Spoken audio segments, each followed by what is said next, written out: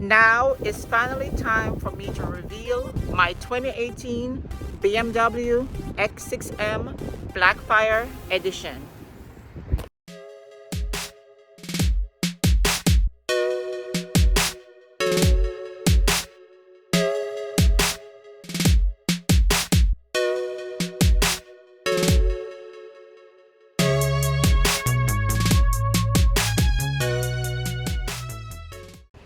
Hey guys, welcome to the channel and I'm back with another video. If you haven't already subscribed, please go ahead and smash that subscribe button.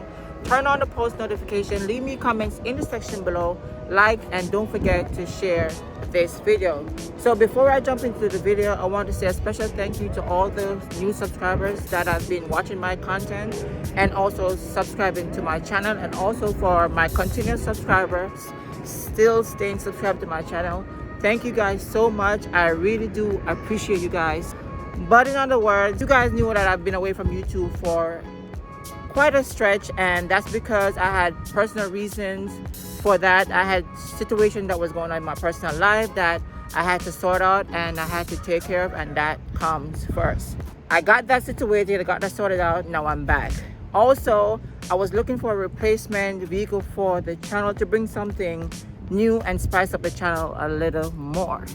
And it was also time for me to get rid of the ML63 because that car was nice for what it is, but there wasn't a lot of content that I could put out for that car, and I think I've done all the mod that could have done to that car, so it was time to let that car go. But I did find a replacement, and I want to share this replacement car with you guys. I know you guys probably already know because I did post a sneak peek on my YouTube channel and also on my Instagram. Please, if you're not following my Instagram, go ahead and follow my Instagram. I'm going to leave my Instagram name somewhere on the screen. Now it's finally time for me to reveal my 2018 BMW X6M Blackfire Edition.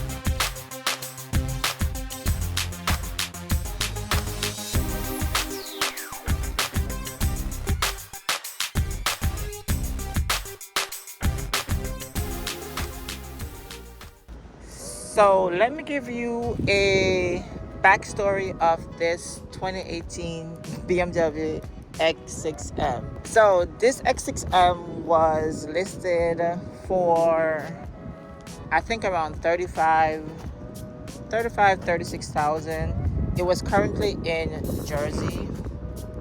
I went to a dealership in the Bronx to sell my Mercedes-Benz 2, and I told them what car I wanted. I wanted this specific car.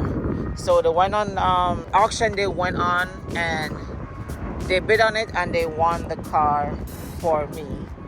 So they called me and told me that the car is ready, come pick it up. So I went up there. When I tell you this car was in a bad shape, the paint was like, it had a lot of chips on the front, on the hood, on the side, a lot of rock chips. So bear in mind, I didn't know this car was in Canada. And you guys know Canada cars are known for rust and rock chip because Canada gets a lot of snow. It had one owner, which is a good thing. Maintenance was okay. I guess they did a regular oil change and stuff like that, but it wasn't up to par. So when I saw the car, I think this side wasn't inflating with air, and there was no check engine light on the dash. I turned on the AC, so I did my scan. There was nothing wrong with the car mechanically, so That was good. I turned on the AC, just checked AC to make sure the AC was working. It was in the winter time when I bought this car. The AC wasn't blowing, so the guy was telling me, oh, the car was sitting for a while, you know, just let it run and the AC should kick in. So I said, okay, then fine. So I ended up getting the car, signed the paperwork, did the deal. I traded in my ML63. He gave me $25,000, which I wanted around 30, but I know I'm not gonna get what I want for it. But $25,000 is still a good bargain for the ML63. But anyways, they gave me $25,000 for my Mercedes. So he gave me this car for $32,000 because I needed to fix the rear suspension. So we didn't know what was wrong with the car. So so we took off some money off of it and made a deal. Drive home. The car was bouncing and everything. So I took it to my mechanic shop to figure out what was wrong with the air suspension. So they put the car on the lift and, you know, they were doing a diagnostic and stuff like that. Come to find out, the under tray panels, all the under tray panels were gone, were missing. So apparently the previous owner, he or she was, they're trying to figure out what was wrong with the air suspension. My mechanic said he checked the compressor. He said the compressor was new. So apparently they changed the air compressor, so that was good because the air compressor costs a lot of money. He said the airbag was kind of old, so he changed the airbag. Then he inflated the bag. The bag went up, but the car came back down. It wasn't holding pressure. So he went ahead and checked the compressor. So basically the compressor was okay because the compressor was new. There's a little black box between the compressor and I guess the line. I can't remember what's the name of it. If anybody remember the name, the black box that I'm talking about, you guys can leave in the section below and tell me what's the name of it. So it's like a regulator, so that regulates the air to go into the hose to pump up the back. All right, so he checked that and he noticed that box was old. So apparently, whenever time you change the compressor, you have to change that black box too as well. So BMW does not sell it, the part together, they sell it separate just to make money. So we had to buy that part. That part cost me like $200 and something for that little box. He installed it and finally it was in a car. So I had one problem fixed. Now all the under trays were missing, so I had to replace all the under trays and put it back under the car. I don't know why they didn't put back the under trays when they were underneath it, but they didn't put them back, so I had to put back all the under trays. Fast forward to like about a month after, the car was leaking coolant.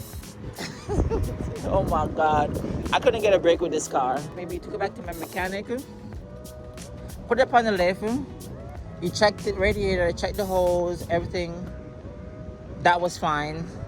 Come to find out, he did a deeper check. Come to find out the water pump went bad. So you know the water pump costs a lot of money. So I had to replace the water pump. The belt was bad too because it was worn. And also, let me show you something too as well. Let me open the engine and show you guys what was bad again. The intake duct on both sides, they were bad too as well. So I had to change the intake duct. So it's the water pump, the intake duct, and the belt. I had to change at the same time. That ran me at least $2,000 to change out both of those. So okay guys, so there you have it. You have the water pump, the two intake duct, and these parts connect to the intake duct, and you have the serpentine belt right there. In almost $4,000 already in fixing this car. I understand it's a used car and the previous owner probably didn't want to do all these maintenance. Probably was going to cost them a pretty penny, so they just passed on the car. So I picked up their problem, which is okay. All right, so we fixed that. Car is running. The car is holding coolant. The check engine light came on for air to fuel ratio lean, can't get a break. All right, so I scan it. It says air to fuel pressure, air to fuel, whatever, running too lean. So I checked the mass air fuel sensors. They're okay, but I did change one, and that didn't solve the problem.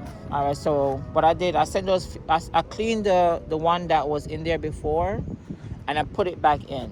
All right, and I sent back the one that I bought. So I took the car to my mechanic because I was trying to fix the problem myself without going to the mechanic to pay money. All right, so I took the car to the mechanic. He did a scan. He said it could be the sensors, the oxygen sensor. So I bought 2 oxygen sensors, the upstream. He changed out the oxygen sensors. That wasn't it. Cleared the code, drive the car for a little while. Code came back again for the same shit. It came back again. So I had to take it back to him again for him to check. So he took this off. So he was looking to see what's going on. So he noticed that this right here, I think this is a high pressure fuel pump. It's 2 up top, 2 high pressure and 2 low pressure fuel pump. So the high pressure fuel pump, which is that thing right there, right? So basically it was kind of wet. So he uses his finger and rub on it and smell it. He smelled fuel. So he was like, oh, that's the culprit right there. So what he did, the high pressure fuel pump was good, but there was a gasket that was sitting inside a fuel pump that was worn. So he removed the fuel pump. The gasket was like $10, and he replaced it. He didn't charge me nothing because he saw that I was putting a lot of money into the car. So he gave me that one for free, and that problem fixed. Thank you, Jesus. So no more check engine light.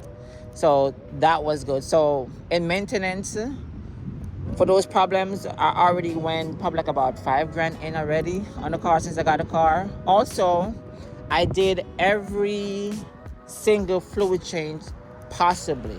So I did the engine oil, I changed the transmission fluid, I changed the front diff, the rear diff, I changed the transfer case fluid, and also I did a coolant change because the car was leaking coolant. So I changed the coolant too as well. And also I did upgrade the brakes because the front brakes was super bad and the rotors were bad too as well. Now the rotors cost me around, let me see, almost like for the pair for the front cost me $700 because I get the aftermarket brand SHW. I did my research and I found out that SHW is Show, I think that's what they call it, SHW. They make rotors for BMW. So I bought those and the pads and stuff like that, and I installed them. That ran me another $1,500.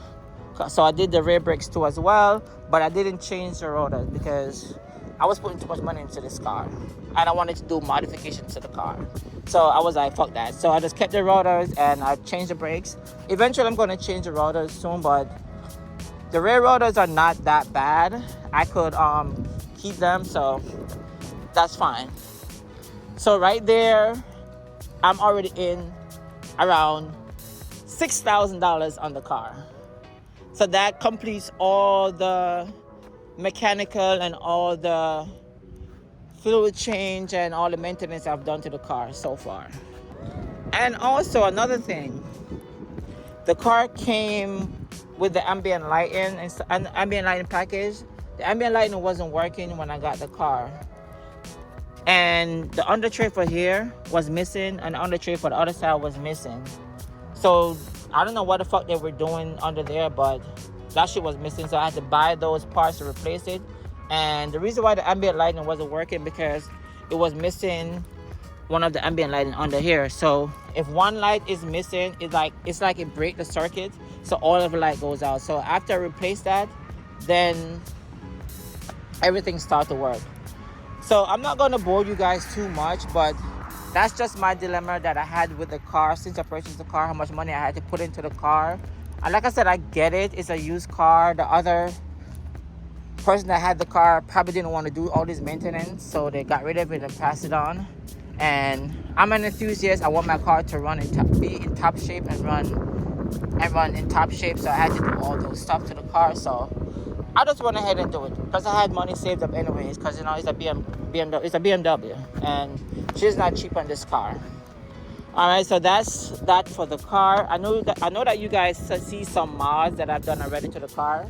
I'm not gonna go over those mods right now because today this video is just an introduction video of the car and tell you what I've basically done to the car maintenance wise and what was wrong with the car when I first purchased it and what I fixed on the car to get the car to looking this fabulous. All right, so in the next video I'm gonna go over the mods that I've done to the car, and also I do have more mods coming. I have a steering wheel that I'm going to change out. I'm going to do a video for that. I ordered some rims that's going to come. Those rims I ordered from China, so those are going to come. I'm going to put a picture right now to show you the type of rims that I ordered.